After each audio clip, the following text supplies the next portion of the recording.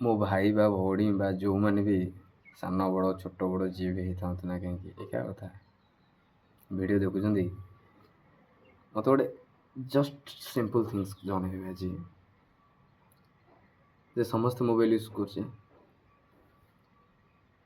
ଛୋଟଠୁ ବଡ଼ ପର୍ଯ୍ୟନ୍ତ ସମସ୍ତେ ମୋବାଇଲ୍ ୟୁଜ୍ କରୁଛେ। ଛୁଆ ନ ଖାଇଲେ ଫୋନ୍ ନ ଧରିଲେ ଖାଦ୍ୟ ଯାଉନି ପେଟକୁ ତାର, ଏ ଅଭ୍ୟାସ ମଧ୍ୟ ତମମାନେ ହିଁ କରୁଛ। ଯୁଗ ଡିଜିଟାଲ ହେଲା, ମାଇଣ୍ଡ ଲେବୁଲ୍ ବି ତୁମର ଡିଜିଟାଲ ହେଇଯାଉଛି, କିନ୍ତୁ ତା ପଛେ ପଛେ ମଧ୍ୟ ବହୁତ କିଛି ଧ୍ୱଂସ ପାଇଯାଉଛି। କ'ଣ ଧ୍ୱଂସ ପାଉଛି?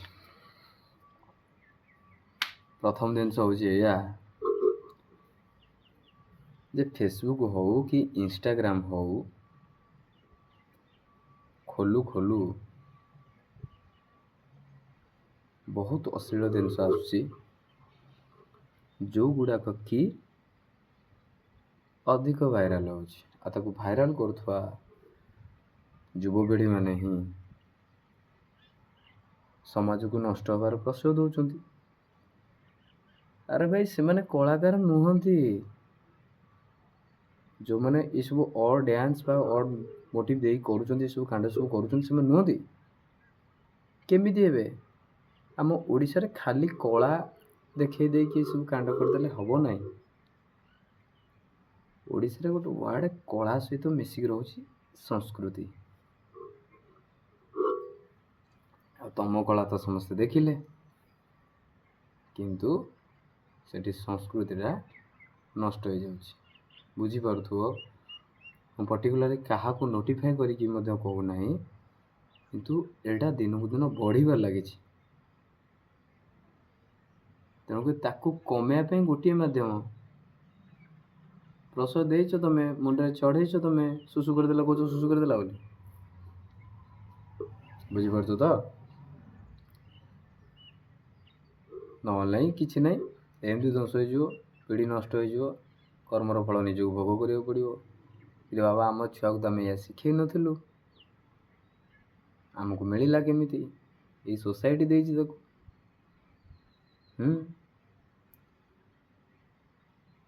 ନ ଶିଖେଇଥିଲେ ମିଳିବ ନାହିଁ। ଆରେ ବାବା, ଯେମିତି କଲ କର୍ମ ସେମିତି ମିଳିବ ଫଳ। ଏଇଟା ବୁଝ।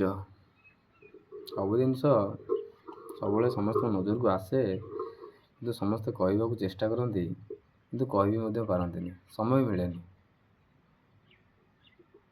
ମୁଁ ବି ଆଜି ଗୋଟେ ଭିଡ଼ିଓ ବନେଇଦେଲି ନା, ମୁଁ କେବେ ଆଗରୁ ଭିଡ଼ିଓ ବନେଇଛି ନା, ଏମିତି ଗୋଟେ ପବ୍ଲିକ୍ ଫେସ୍ ମୋର ଅଛି, ସେମିତି କିଛି ନାହିଁ। ବଟ୍ ଇଚ୍ଛା ହେଲା କିଛି ଭିଡ଼ିଓ ବନେଇବା ପାଇଁ।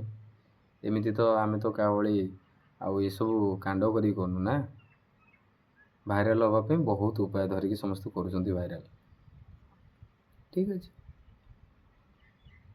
It's just a thing, simple thing for my society. Can you change our society? Question mark.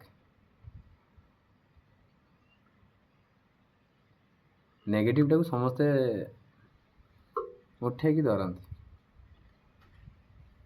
ଭଲ ଲାଗେ, ହସ ଲାଗେ, ସବୁକିଛି ହୁଏ, କିନ୍ତୁ ତାର ମାତ୍ରାଟା ଅଧିକ ହୋଇଗଲେ ଯେ ସମାଜର ଛୋଟ ପିଲାଙ୍କ ଉପରେ ସେ ପ୍ରେସର୍ ପଡ଼ିବ ବା ତା'ର ପ୍ରଭାବ ପଡ଼ିବ, ସେଇଟା ବି ତ ଦେଖିବା ଦରକାର ନା। ସୋସିଆଲ୍ ମିଡ଼ିଆ ପାଇଁ ସବୁଆଡ଼େ ସମସ୍ତେ ଜାଣୁଛନ୍ତି କେଉଁଠି କ'ଣ ହେଉଛି କ'ଣ ନାହିଁ, ହଁ କି ନାହିଁ? ତାହେଲେ କ'ଣ ସମାଜରୁ ଭଲ ଲୋକ ବି ଚାଲିଗଲେ? ଖାଲି ଖରାପ ଜିନିଷ ଆସିବ? ଫେସବୁକ୍ ହଉ କି ୟୁଟ୍ୟୁବ୍ ହଉ କି ଯାହା ବି ହଉ, କି ଇନଷ୍ଟାଗ୍ରାମ୍ ବି ହଉ, ତୁମର ନିଜ ସୋସାଇଟିର ଜିନିଷ ସବୁ ଆସୁଛି, ଲୋକାଲିଟିର, ଲୋକେସନ୍ର।